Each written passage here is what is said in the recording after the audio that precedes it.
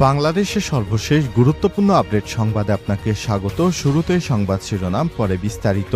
শুরুতেই জানাবো, সাতপন্থীদের প্রতিহতের ঘোষণা জোবায়েরপন্থীদের। তাবলিগ জামাতের জোবায়েরপন্থীদের মিডিয়া সমন্বয়ক হাবিবুল্লাহ রায়হান বলেছেন, নির্ধারিত সময়ে বিশ্ব ইজতেমা পালন করা হবে। এ সময় সাতপন্থীরা ইজতেমা করতে চাইলে কঠোরভাবে প্রতিহত করা হবে। বৃহস্পতিবার 19 ডিসেম্বর সংবাদ সম্মেলনে এসব কথা জানান তিনি।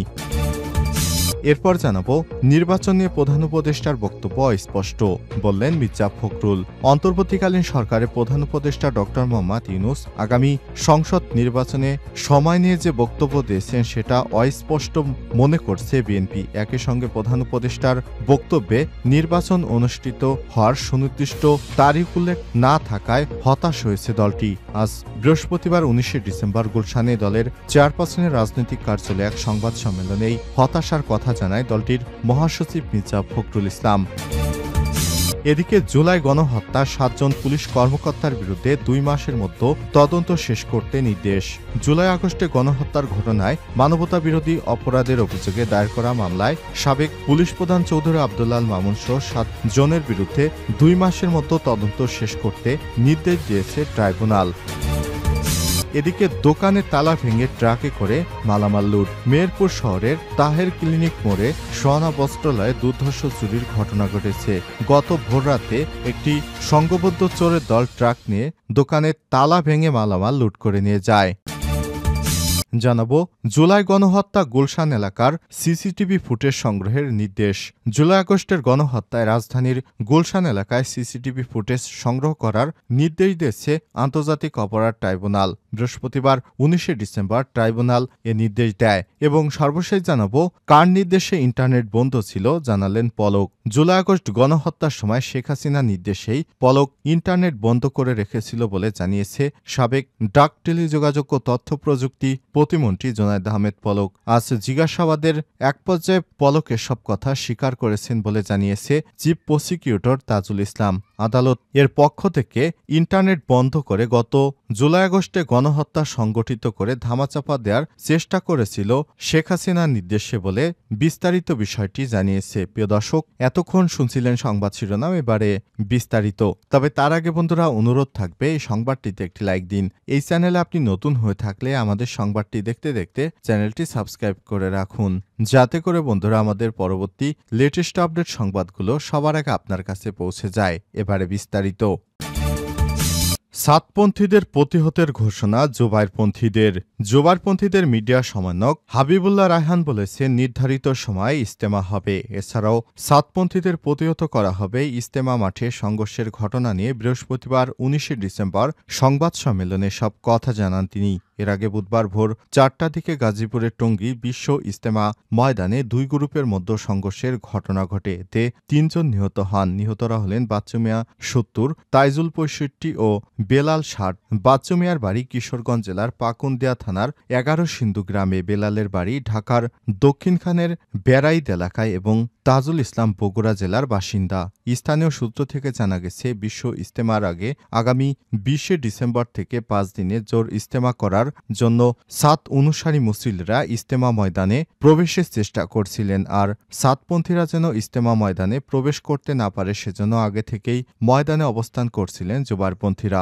মঙ্গলবার দিবাগত রাত 3টার পর মাওলানা সাদের অনুসারীরা শত শত মুসল্লি কামারপাড়া ব্রিজ হয়ে ইজতেমা ময়দানে বিদেশে নিবাসে গেট দিয়ে ময়দানে প্রবেশ করে। সময় ইজতেমা ময়দানের ফটকে জোবায়েরপন্থীর অনুসারীরা পাহারায় থাকায় তাদের মারধর করে ফটক খুলে ময়দানে প্রবেশ করে সাতপন্থীরা।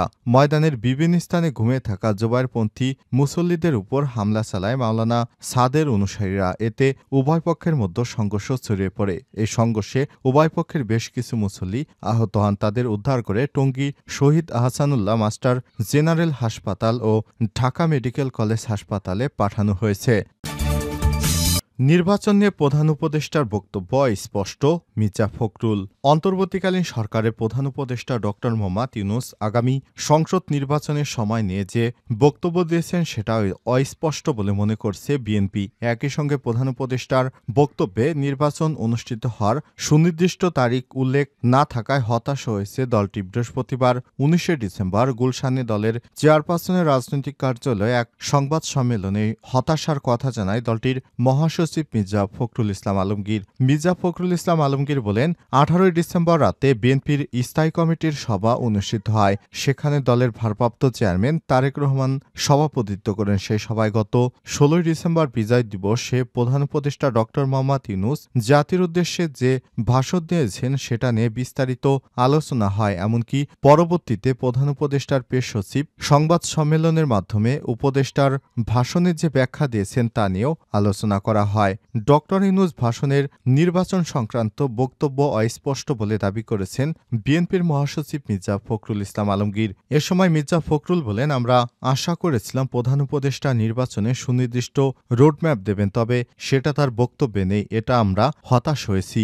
আবার তার পেশ সচিব যা বলেছেন সেটা সাংঘর্ষিক। প্রধান উপদেষ্টা বলেছেন ২৫ অথবা ২৬ সালের শুরুতে নির্বাচন হবে, আর প্রেস সচিব বলেছেন ২৬ সালের জুনে নির্বাচন হবে, যার কারণে আমরা বুঝতে পারছি না কোনটা সঠিক। এই ধরনের পরস্পর বিরোধী বক্তব্যে অস্পষ্টতার কারণে দেশে বিভেদের সৃষ্টি হতে পারে বলেও জানান তারা।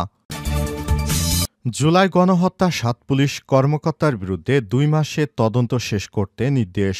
জুলাই আগস্টের গণহত্যার ঘটনায় মানবতাবিরোধী অপরাধের অভিযোগে দায়ের করা মামলায় সাবেক পুলিশ প্রধান চৌধুরী আব্দুল্লাল মামুন সহ ৭ জনের বিরুদ্ধে ২ মাসের মধ্যে তদন্ত শেষ করতে নির্দেশ দিয়েছে ট্রাইব্যুনাল। আগামী ২০ ফেব্রুয়ারি তদন্তের অগ্রগতি প্রতিবেদন ট্রাইব্যুনালে দাখিল করতে বলা হয়েছে। বৃহস্পতিবার ১৯ ডিসেম্বর আন্তর্জাতিক অপরাধ ট্রাইব্যুনালের চেয়ারম্যান বিচারপতি মোহাম্মদ গোলাম মোর্তজা মজুমদারের নেতৃত্বে ৩ সদস্যের ট্রাইব্যুনাল এ আদেশ দেন। আদেশে বলা হয়েছে, কাফিকে ২৬ ডিসেম্বর, মামুনকে ৩০ ডিসেম্বর, শহীদুলকে ২৯ ডিসেম্বরের সেফ হোমে জিজ্ঞাসাবাদ করতে হবে। এর আগে জুলাই আগস্টের গণহত্যার ঘটনায় মানবতাবিরোধী অপরাধের অভিযোগে দায়ের করা মামলায় সাবেক পুলিশ প্রধান চৌধুরী আব্দুল্লাল মামুন, এনটিএমসির সাবেক পরিচালক মেজর জেনারেল অবসরপ্রাপ্ত জিয়াউল আহসান ৭ কর্মকর্তাকে আন্তর্জাতিক অপরাধ ট্রাইব্যুনালে হাজির করা হয়। ঢাকা জেলার সাবেক অতিরিক্ত পুলিশ সুপার মোহাম্মদ আব্দুল্লাল কাফি, মিরপুর ডিএমপির সাবেক ডিসি মোহাম্মদ জসিমউদ্দিন মোল্লা, ঢাকার সাবেক অতিরিক্ত police super Savar circle Mohammad Shahidul Islam, Gulshan থানার সাবেক ওসি মাজহারুল হক, ঢাকা উত্তর ডিবির সাবেক পরিদর্শক মোহাম্মদ আরাফাত হোসেন গত ২০ নভেম্বর জুলাই আগস্টে গণহত্যার ঘটনায় মানবতাবিরোধী অপরাধের অভিযোগে দায়ের করা মামলায় সাবেক পুলিশ প্রধান ও ন্যাশনাল টেলিকমিউনিকেশন মনিটরিং সেন্টার এনটিএমসির সাবেক মহাপরিচালক সহ ৮ কর্মকর্তার বিরুদ্ধে ১ মাসের মধ্যে তদন্ত শেষ করতে নির্দেশনা দিয়েছে ট্রাইব্যুনাল। একই সঙ্গে তাদের ট্রাইব্যুনালের মামলায় কারাগারে রাখতে নির্দেশনা দিয়েছে আদালত। সেদিন এ মামলার পরবর্তী শুনানির জন্য আজকের এদিন ধার্য করা হয়েছিল। দোকানের তালা ভেঙে ট্রাকে করে মালামাল লুট। মেহেরপুর শহরের তাহের ক্লিনিক মোড়ে সোহানা বস্ত্রালয়ে চুরির দুর্ধর্ষ ঘটনা ঘটেছে। বৃহস্পতিবার ১৯ ডিসেম্বর ভোররাতে একটি সংঘবদ্ধ চোরের দল দোকানের তালা ভেঙে ট্রাকে মালামাল লুটপাট করে নিয়ে যায়। এ সময় বাজারের নৈশপ্রহরী দেশীয় অস্ত্র ঠেকে তাদের চোখ বাঁধে রাখে। সোহানা বস্ত্রালয়ের স্বত্বাধিকারী স্বপন ইসলাম জানান, রাত ২:৩০টার দিকে দোকান বন্ধ করে তিনি বাড়িতে যান। ভোরে মুঠোফোনে তাকে জানানো হয় দোকানের মালামাল লুটের ঘটনা ঘটেছে। তিনি দোকানে এসে দেখেন তালা কেটে চোরের দল ভেতরে প্রবেশ করেছে। স্থানীয় একজন নারী তাকে জানান, ভোরের দিকে দোকান থেকে একটি ট্রাকে করে মালামাল তুলতে দেখেন তিনি। পরে তিনি পুলিশকে খবর দেন। খবর পেয়ে অতিরিক্ত police super circle Abdul Karim পুলিশের নেতৃত্বে পুলিশের একটি দল ঘটনাস্থলে আসে। নৈশপ্রহরী শহীদুল ইসলাম জানান, রাত ৪টার দিকে ৪ জন ব্যক্তি একটি ট্রাক নিয়ে এই সড়কে ঘোরাঘুরি করছিল। এক পর্যায়ে দেশীয় অস্ত্র তার বুক, নাক, চোখ ও মুখে ধরে তাকে বেঁধে ফেলে। এক পর্যায়ে তারা এ কাজ করে সে বিষয়ে সে কিছুই জানে না। অতিরিক্ত police super circle Abdul Karim জানান, চোরের দল অভিনব কায়দায় এই চুরির ঘটনা ঘটিয়েছে।